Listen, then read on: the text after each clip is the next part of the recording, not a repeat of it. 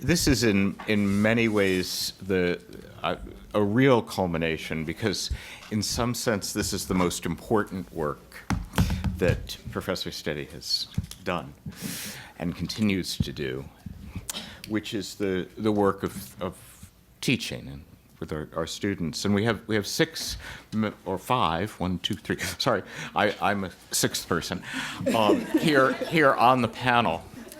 But before I introduce them, I actually want to take 2 minutes maybe to tell one story that will clarify some of the things that we heard this morning about Professor Steady. Huh? So, I realized that I knew something that perhaps wasn't expressed that way. So 15 years ago, I was also working for the United Nations for about a 3-year period. And I was working with 4 young scholars, and we were supposed to do kind of an oral history project to figure out how the United Nations work in the field, in the developing world, within countries, how it had gone since 1945, 1946, right? And we had to do oral histories because the UN likes to throw out most of their documents. And we ended up interviewing almost 600 people all around the world. And it was, this is a group of 5 of us, and doing these sorts of things. So it turned out I actually went back to my calendar, and I found out exactly the time. At 10 a.m. on Monday, the 10th of January, 2005, I found myself in Sierra Leone, in Freetown, starting an interview. And I was interviewing this man who'd worked in the UN Development Program for a long time in his life, and his name was Mr. Ahmed Kaba, I guess. And so this was, and I had to do the interview because I was the oldest member of the team, and the guy happened to be president of Sierra Leone. So from 10 a.m. to 2:30 p.m. on January 10th, 2005, I had a conversation with this man, and the conversation began. He never stood up, actually, which was interesting. Well, I guess he did when we went to lunch, but, he sat in his chair, and he said, "Oh, so I have these papers, and I see that you actually teach at Wellesley College." I said, "Yes." And he said, "Well, Wellesley College I know about because that's one of my people of my country. Filomina Steady teaches there." And then he started looking at his papers, and he spent most of the next however many hours it was, or at least he kept coming back to things he had in his papers, telling me about Filomina Steady and the work that she had done for the United Nations, some of which he was quite skeptical about. And that he wanted to make sure that the history that this history project was doing was going to tell us about the work of this very important person from Sierra Leone. He also talked a little bit about himself, but he did keep coming back to this. And he did say that, at the end of the whole thing, he said, "I hope you'll send my greetings to Professor Steady," which I don't think I ever did. I actually didn't like him very much, which I perhaps had the wrong attitude. He might be a very good person, but in any case, he said, and of course her most important work is her work for the United Nations, not her teaching at Wellesley.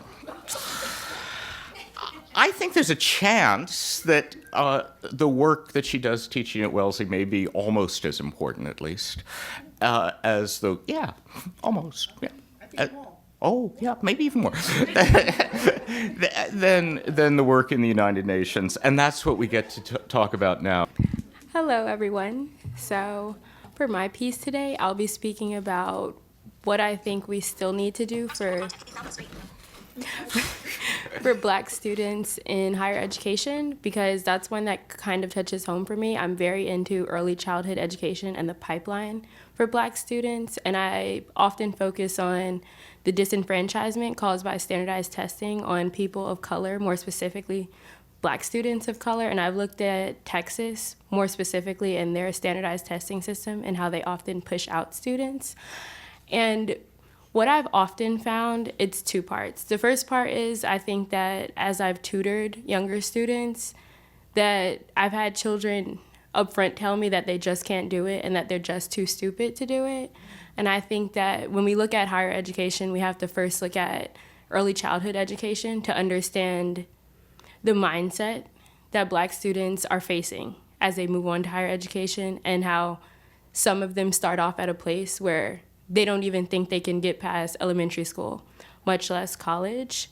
And then the other part I've noticed is, at Wellesley College especially, I've noticed that there's a certain level of privilege in being able to be in a Wellesley College classroom. There's a certain level of privilege in being able to talk about the disenfranchisement that we see in others. And as I've been in Professor Steady's class about the underclass more specifically, and we talked about various parts of the U.S., and the one that I think of is Appalachia off the top of my head. And a lot of the people that are in the underclass, which is considered like below the lower class, which are people who I believe don't work, but it's not necessarily that they don't want to work or that they don't aspire to higher education or anything of that sort. There were a lot of things that we noticed, like in their families, where they felt that the pressure from even their parents sometimes to come back and be home. And there's also like a generational use of like certain public programs that I think that a lot of children are facing. So when it comes to higher education, I feel like it's a combination of wanting to now like move forward and realize that I would like to extend the privilege I have to sit at the like figurative table, so to speak, because I think that there's a lot of people who don't get to sit at the table because they haven't reached higher education. But maybe if we were able to kind of change up how we look at higher education, because it is pivotal, but I think that there are a lot of people who are overlooked and that their stories don't get told because we're observing them. And yes, their stories need to be told by someone, but I think that even if it was possible for them to finally receive a seat at the table, it would kind of alter how many people even get to move on to higher education. Because there's one thing to say about like observing an experience and reading about it and being knowledgeable on it, and it's another thing to have someone sitting next to you who has had to live through it. And they give you a piece of something that you otherwise wouldn't understand. And I think that there's a combination that has to be added when we think about how to move more children, especially like Black lower income children, into higher education. Like if we don't give the people who day to day they speak with, and we're not listening to their stories from their mouths instead of telling them what we've noticed about them, we'll kind of never achieve the overall move towards like a higher percentage in higher education. And in my time here, I've definitely enjoyed the Africana Studies department, more specifically Professor Steady, because I've taken 2 classes in the last 2 semesters here. Because I feel like the economics department, it's beautiful. It teaches you all about how to quantify life, but I think that there's a humanistic touch that is sometimes lacking, and I definitely feel like I picked that up from the Africana Studies department, and it's helped me figure out that I actually do want to run a foundation one day. And it's helped me realize that you do have to have that humanistic touch, but more so you have to have the lived experience touch from the people who you actually are observing. And I've definitely picked that up, especially in the class on the underclass this semester, when you have people, we talked about the Great Migration, for example, where there were people who were giving personal accounts of what occurred. And it was one thing to read it like in a reading that's observing it, and it was another thing to hear from the people who had to sit through it and the ones who kind of decipher between like the romanticization and certain details that you would otherwise overlook. So the combination has kind of led me to believe I would love to start a foundation for Black children, more specifically lower income children, where whatever team that I assemble for the foundation, I would love for it to be a 2-part team of people with lived experience and, of course, academics, because I think the combination is really going to increase the final turnout for increasing higher education among Black students? So when I came to Wellesley in my first year, Professor Steady was my first year advisor. And for every interaction that I have had with her, like she has like profound knowledge about African women's leadership and feminism, Africana feminism in general. And I'm always inspired to just be in her presence, to hear her just talk and be inspired. And I wish I had taken more classes with her, like than wait until like the semester to take urban development in the underclass. And the urban development in the underclass too is like a class that I have learned so much from. And although like there's not a single day that I wake up, come into your class and feel like, oh, maybe like, what am I going to hear from this class? Or like, it's going to be, you know, the normal thing. But like, I learn something new every single day. So I want to thank you for that and for blessing us with your knowledge and like wisdom all the time. And so what I'm going to talk about today is about women's leadership in a global context. And I want to talk about this because usually when I have conversations with my friends about, like, not friends in Wellesley, like, and even some friends in Wellesley and outside of Wellesley, there's this whole saying that, oh, we see women taking up leadership roles, and so like women have broken the glass ceiling. But I don't think we are there yet. I don't think that women have broken the glass ceiling yet. Yes, I will admit that there are like the number of women leaders around the world is growing, but we have not broken that glass ceiling, and I think we still have some way to go before we get there. There are some few women like Ellen Johnson of Liberia, like the German Angela Merkel, like Sally Work of Ethiopia, who have made ways to break some parts of the ceiling, but I don't think that we are yet to get there. So I think the IMF, you know, crashed this glass ceiling when it appointed Christine Lagarde as the managing director. But when you take a look at some other world organizations, like say the World Bank, when Jim Young Kim decided to step down for another person to take over his leadership, there was news about women who could potentially fill her role. You know, we heard about Kristalina Georgieva's name. We heard about Nigeria's very own former finance minister, Ngozi, in the league. But yet, at the end of the day, we didn't see, or like we didn't hear of the appointment of a woman leader. And it's quite interesting that the World Bank, with its extensive network, couldn't appoint any woman to lead it. And it's the same story for the UN. You know, yes, Amina Mohammed is the Deputy Secretary General, but that ceiling of the Secretary General has not been broken yet. And thinking about the past US elections I agree with President Obama when he said that Hillary Clinton, our own, was the most qualified candidate ever to run for the U.S. presidency. But she lost to her counterpart, who has never held any public office or wasn't as qualified as her.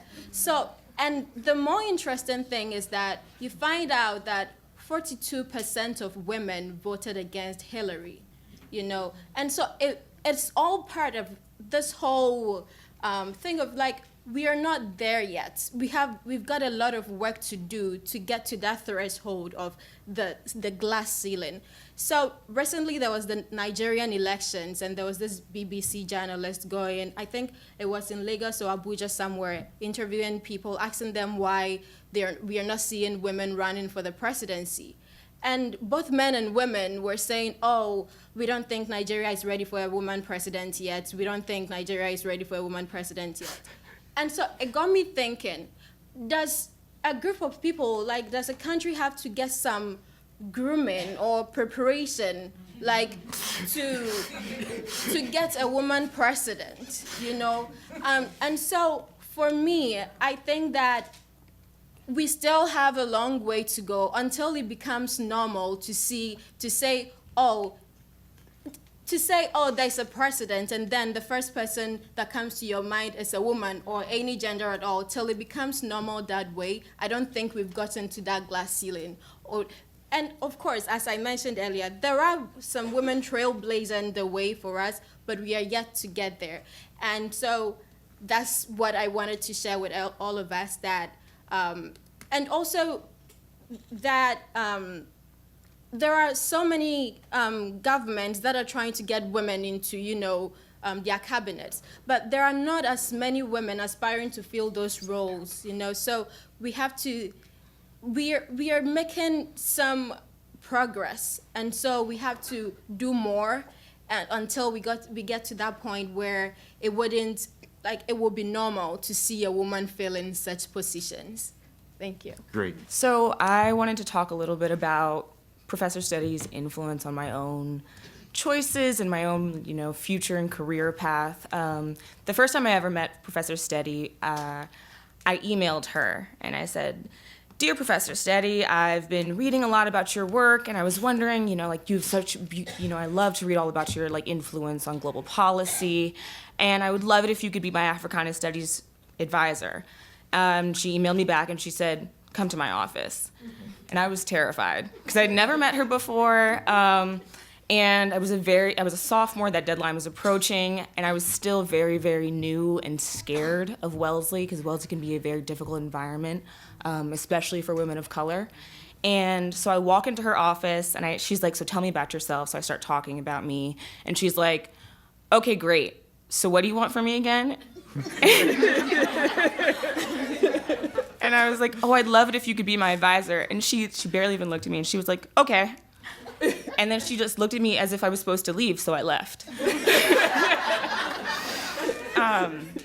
And after that first interaction, it probably took me a year to take a class of hers. But when I did, I took actually the urban development in the underclass, like they're taking now. And on the first day of class, I realized that the person that I met was not necessarily all of who Professor Steady is. Not only is she one of the brightest spots in my day, but on that first day of class, we're reading through the syllabus, and I learned that she's assigned my grandfather's book, which I didn't even know that people had read. And so I kind of felt this very deep personal connection. It's called God in the Ghetto by Dr. William Augustus Jones. It's about kind of the influence on religion, poverty, and Black liberation theology. So I took urban development and the underclass, and I got to sort of explore all of these different passions that I'd never been able to kind of articulate. I'm a sociology major. We talk about structures.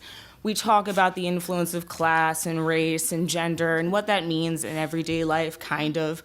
And we do Patricia Hill Collins and lived experience, and that's absolutely beautiful and wonderful, but it was never the experience of the Black individual on the day-to-day. People who, like Dominique said, stories are not being told regularly.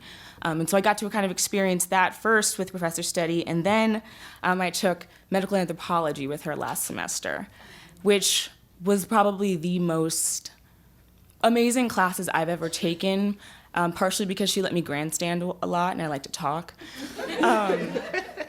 But one of my biggest passions is Black women's maternal mortality. For almost, I guess, about 4 or 5 years, actually that's not true. I originally learned about it in the 6th grade and kind of kept my tabs on it throughout my high school experience and my college experience.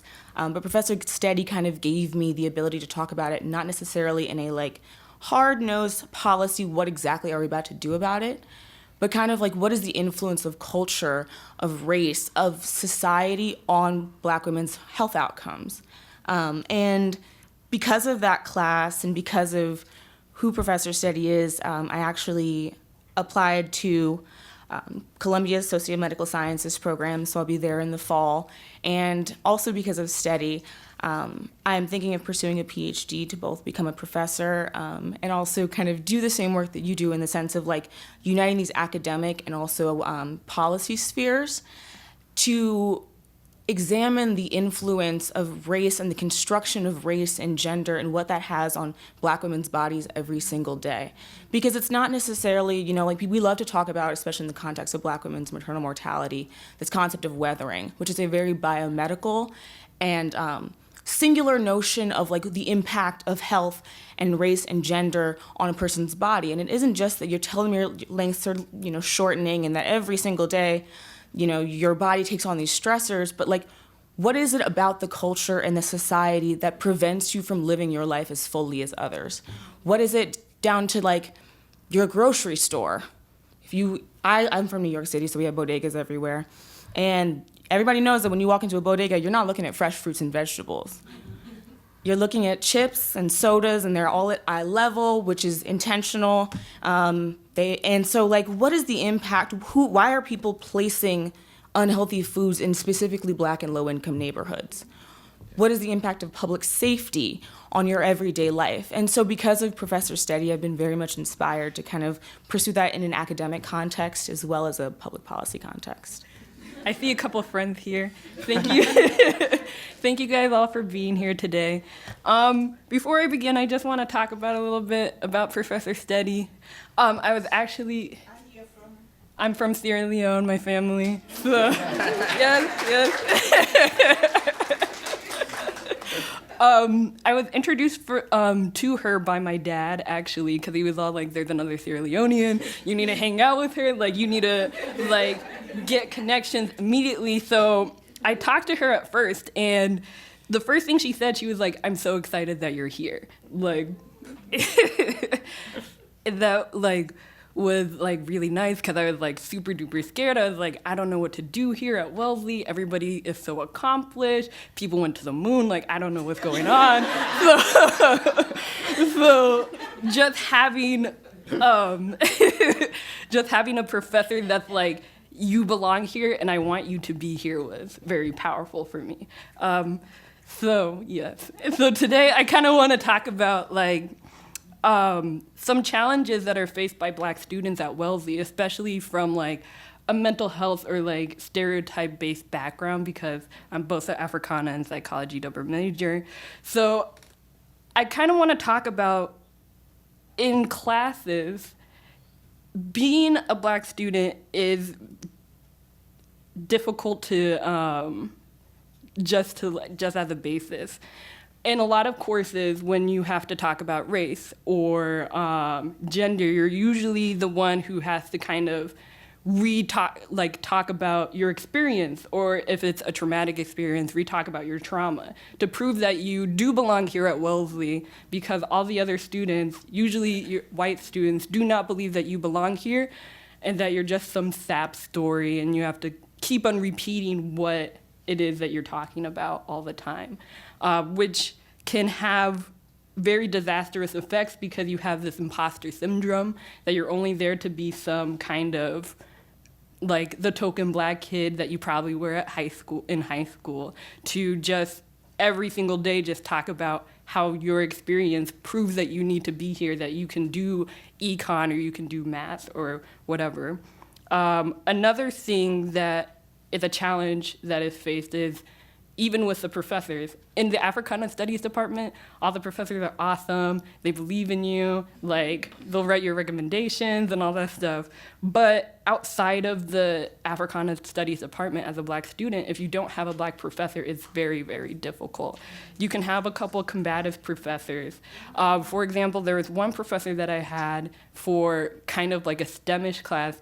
Full disclosure, I'm really bad at math. Like, it's not it's not really good. I need a calculator like at all times.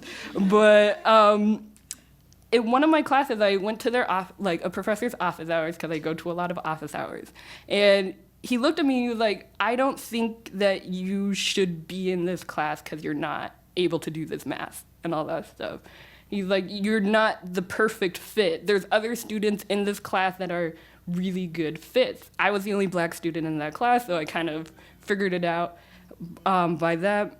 And it was not the best experience. I struggled in that class. I did get a passing grade, but I hated that professor. I hated being in that class. And that had very disastrous effects to classes that I did want to go to and did want to like do well in. So I think that one of the things that Wellesley doesn't do well in terms of their Black students is to check in on them all the time, saying like, how are you doing in those classes? How are those professors treating you? And if they're treating you badly, how can we talk to those professors to make sure that that doesn't happen again? I don't think that happens enough on this campus. Another thing is your actual classmates. Some of your classmates suck, to be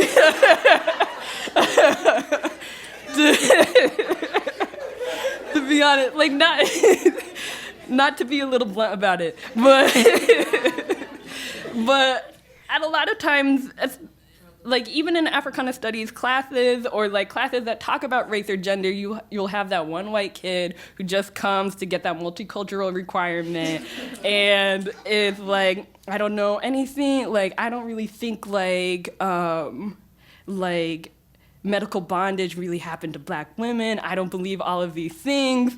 And they're just sitting in your class and you're like, why are you here then if you don't understand that? So I think another thing that a lot of people need to do at Wellesley is, number one, take an Africana Studies class, and number two, be able to be taught and able to be humbled by who's teaching you and what is going on in that class.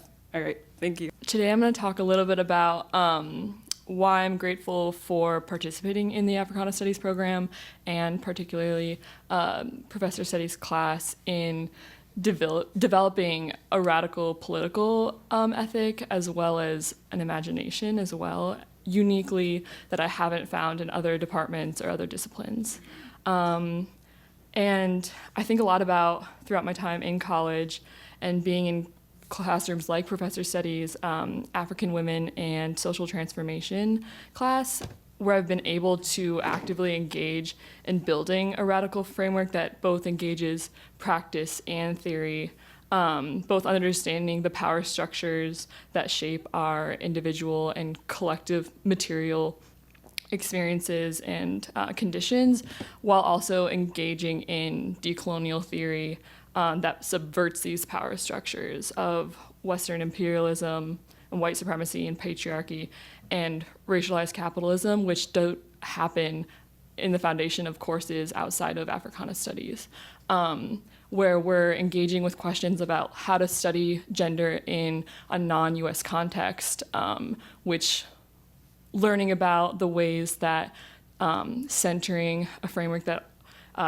pivots like what is seen and as categorizing bodies is very much Western, privileging a Western perspective, and like what about societies that organize people beyond what is seen through like age, through generations as like a primary focus. And so it's questions like these that actually question what it means to have a US-centric perspective when you're engaging in like any conversation in history, sociology, or political science. And so I think Africana Studies is the first place I was able to explicitly and actively engage in these questions, and also questioning the foundation of these traditional disciplines through studying the history of institutionalizing the Black Power movement through Black Studies programs, and with the first starting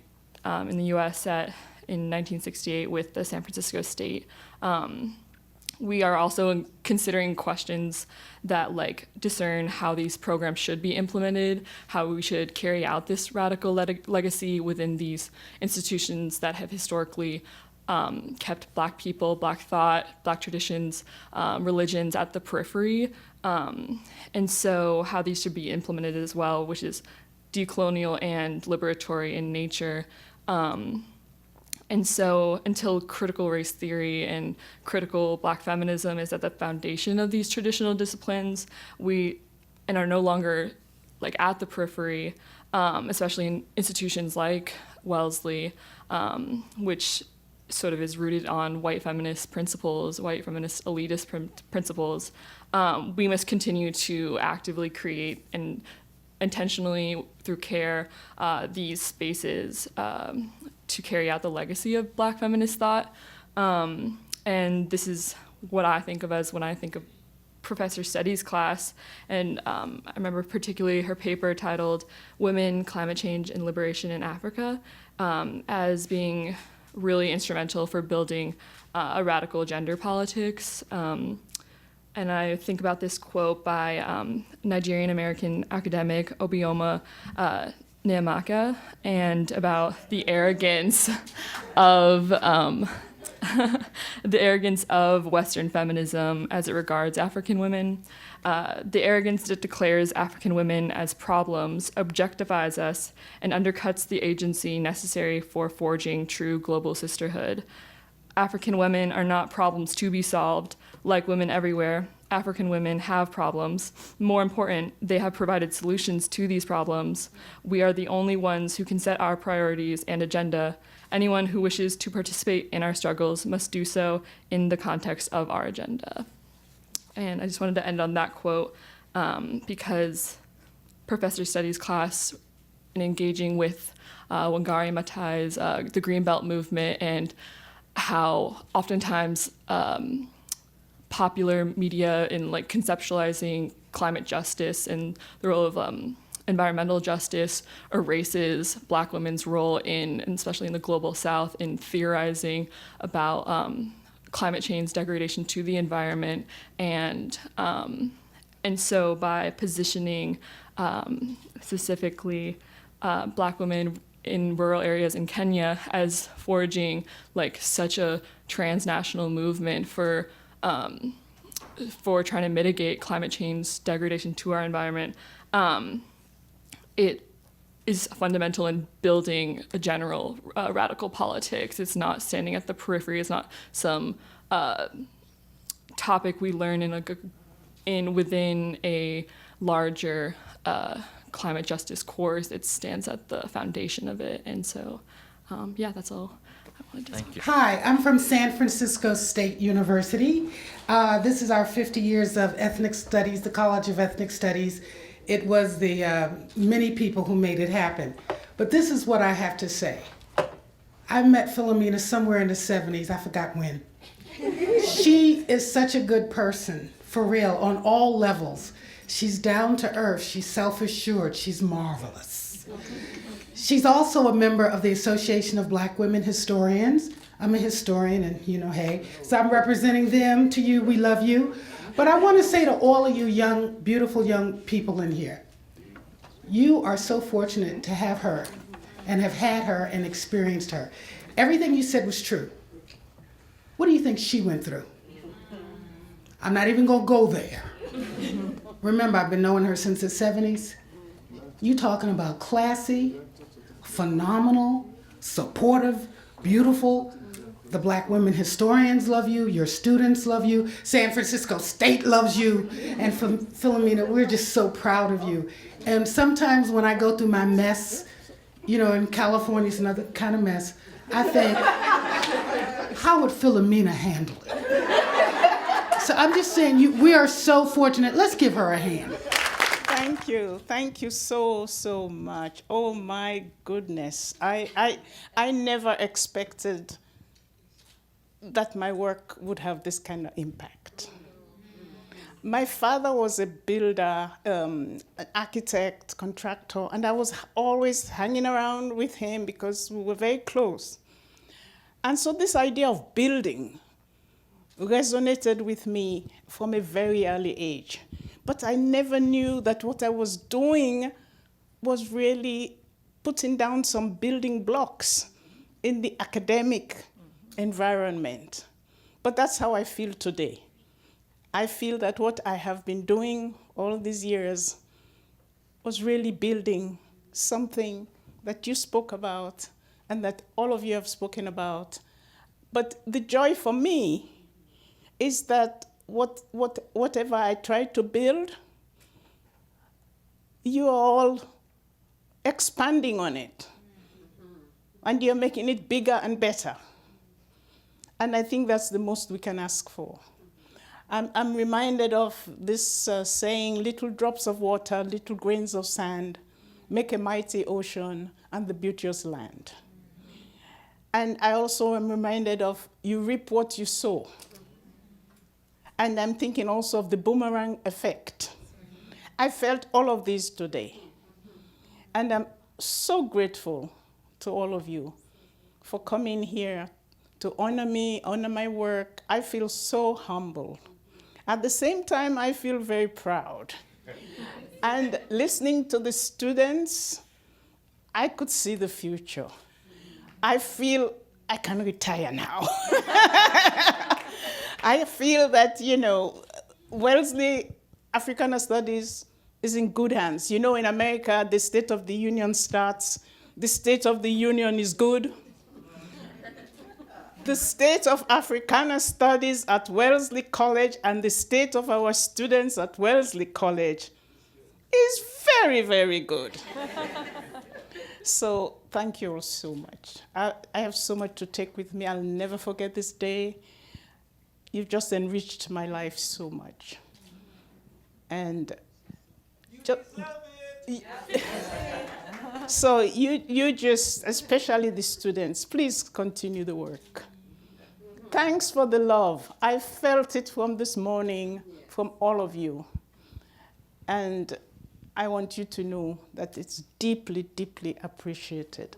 I'll share it with my family. My husband, unfortunately, cannot be here. He's not feeling very well, but he's getting better. My children also cannot be here, mainly because of their work. My daughter is in Geneva, Switzerland, and my son is in New York. But this whole session, the whole symposium, was live streamed, and then it was also videotaped, and it will be available on YouTube later. So the work goes on, the thinking goes on, the vision goes on. Thank you so much, everybody. Thank you, everyone. If we know anything, I worked with Professor Steady. We did hear that she likes the dance floor. I'm not sure how much dancing I'm going to do. I have a little bit of an injured foot, but I think we're going to do a little bit of dancing on behalf of Professor Steady.